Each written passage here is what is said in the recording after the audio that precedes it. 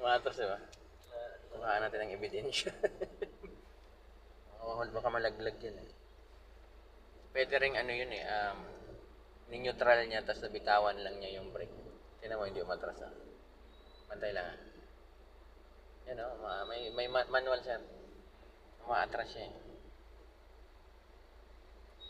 Siksikan na, nangigit-git kasi dapat talaga i-block tong kabilang lane na to. O ibalik sa normal yung dati dyan.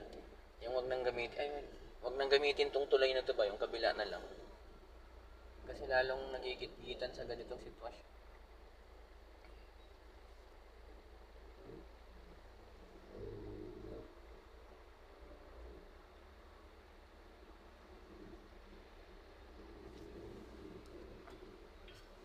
May harang eh.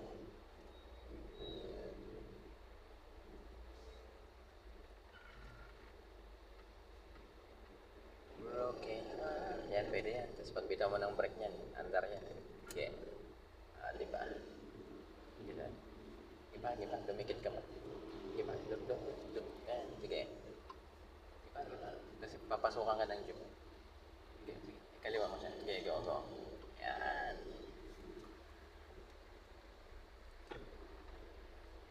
Okay, ganun na din. Okay. Kuya Jeff, huwag mong subukan, masisira buhay natin.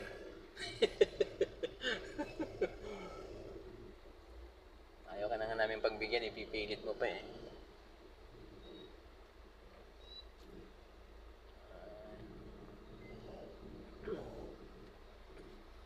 Tama lang sana yan na nilagyan nila eh. Kaso lang, baka mag-cause ng disgrasya sa motor.